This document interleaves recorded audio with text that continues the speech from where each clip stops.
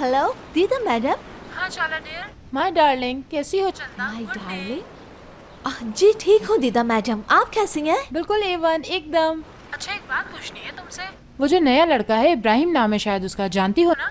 बिल्कुल जानती हूँ। उसका टेलीफोन नंबर होगा तुम्हारे पास क्या?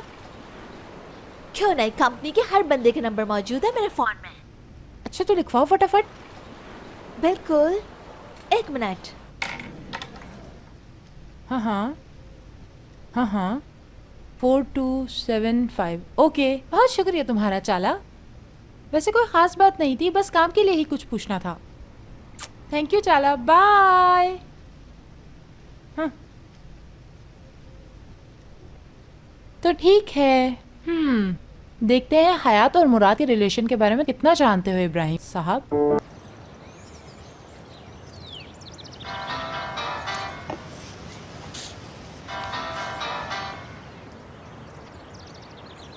फरमाइए। Hello, good evening. क्या आप इब्राहिम साहब बात कर रहे हैं? जी हाँ, कौन साहिबा बोल रही हैं? दीदम बात कर रही हूँ मैं। दीदम, क्या हम पहले मिले हैं कहीं? दीदम साटे से, उनकी मेन मॉडलिंग करती हूँ उनके लिए। दीदम जी, फरमाइए। माजरत चाहती हूँ इब्राहिम साहब, आपको इस वक्त डिस्टर्ब कर रही हूँ। एक असाइनमेंट के सिलसिले में आपकी थोड़ी सी हेल्प चाहिए। कैसा असाइनमेंट? अच्छा बताएं क्या है, कोशिश करूँगा अगर कर सका हेल्प। बोलिए। क्या हम दोनों कहीं मिल सकते हैं आज? मिलना जरूरी है क्या? यानी फोन पे नहीं बता सकती क्या असाइनमेंट है? नॉट पॉसिबल, मैं आपको मिलके ही बता सकती हूँ। फेस टू फेस मतलब तभी एक्सप्लेन कर सकूंगी, मैं टेलीफोन पर नहीं समझा सकती। अच्छा, अब तो मुझे भी तजस्सुस हो गया। चले ओके, मिल लेते हैं कहीं, तो फिर बताएं कब।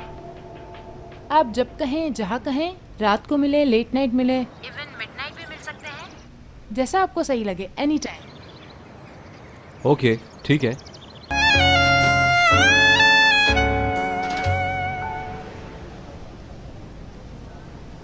इब्राहिम साहब, पहचाना मुझे? मैं बहुत माजरत चाहती हूँ, आपको सहमत दी मैंने। बहुत शुक्रिया आपका कि आप आए। क्यों ना हम एक दूसरे को नाम से मुखातिब करें दीदम? ये साहब वहाब मेरा मिजाज नहीं, बहुत फॉर्मल लगता है। यानी इजी हो जाए, नाम ले सिर्फ। ये तो बहुत अच्छा है इब्राहिम। ये बात हुई ना दीदम? एक बार फिर बहुत शुक्रिया तुम्हारे आने का। अच्छा ऐसा है कि मेरा तो शुक्रिया का पूरे साल का कोटा पूरा हो गया है, तो अब हम आ जाएं काम की बात पर।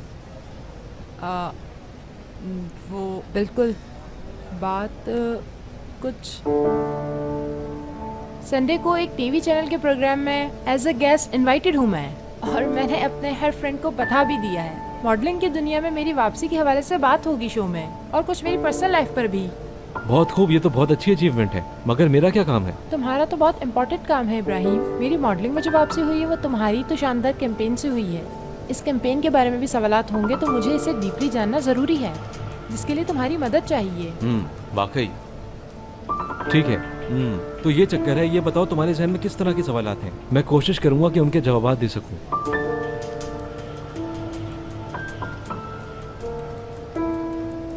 बोलो दीदम, सुन रहा हूं मैं।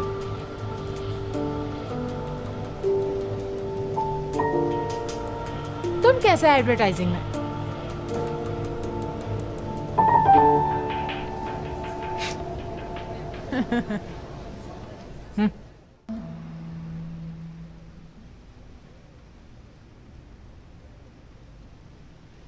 इब्राहिम डियर, सारे कॉन्सेप्ट समझ में आ गए, सब सवाल क्लियर हो गए, हर चीज बिल्कुल वाज़ेह हो गई। अब मेरे पास हर सवाल का जवाब मौजूद है। बहुत शुक्रिया।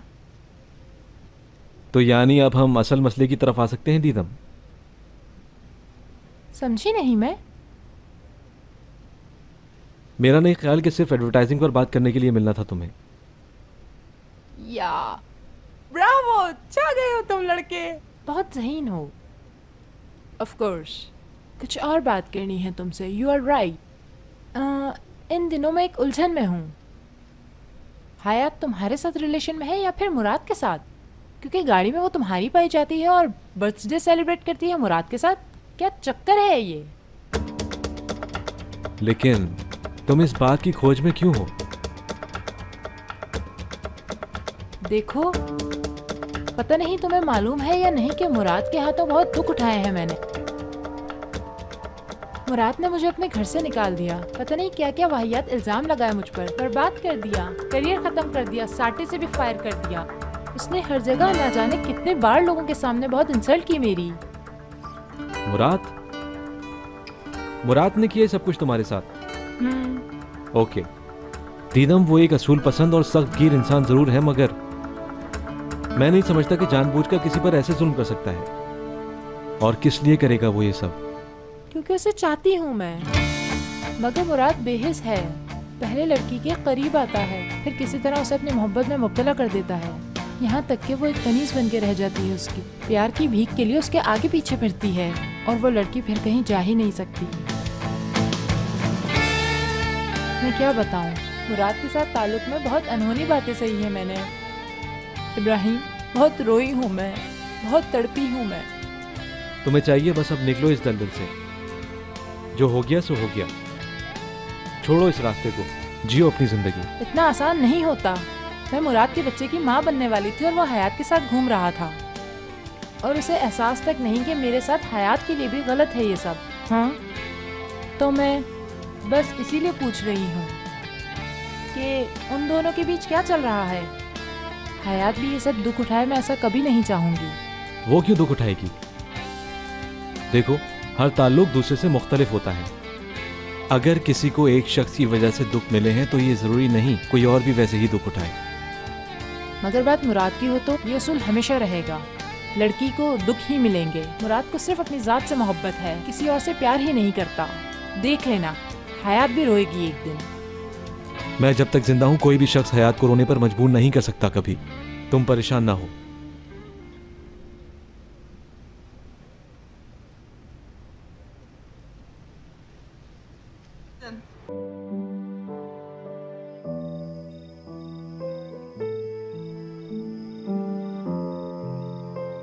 सही कह रहे हो तुम बड़ी। लड़कियां चली जाएं तो घर में कितना सन्नाटा हो जाता है।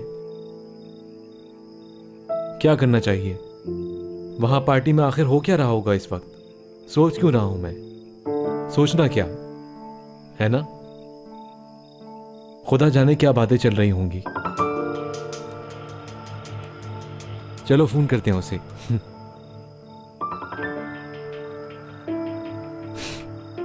अजीब न लगे कहीं उसे, रात कुछ ज्यादा ही हो गई है। देखते हैं क्या कहती है। अरे इब्राहिम बावला। यार क्या बावलापन देख लिया तुमने उस बेचारे में? उससे बेचैनी हो रही होगी कि क्या हुआ है। मैं आती हूँ जरा बात करके।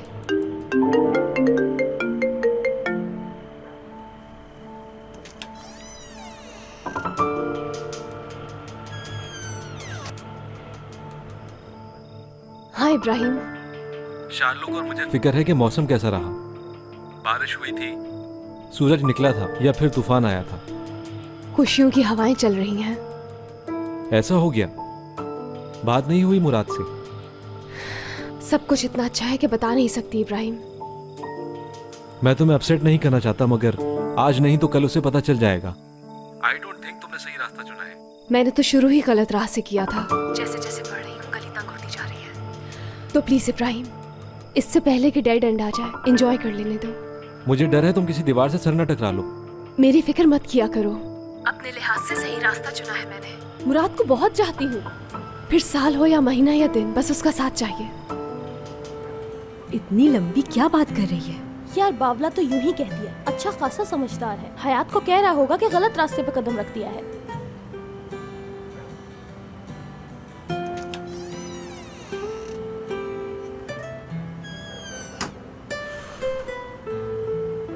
क्या कह रहा था? क्या कहेगा, एक एक बात वही कह रहा था जो मैं इस वक्त सुनना नहीं चाहती। अच्छा यार, मैं चेंज कर लूं, फिर जरा बाहर बैठूंगी हवा में।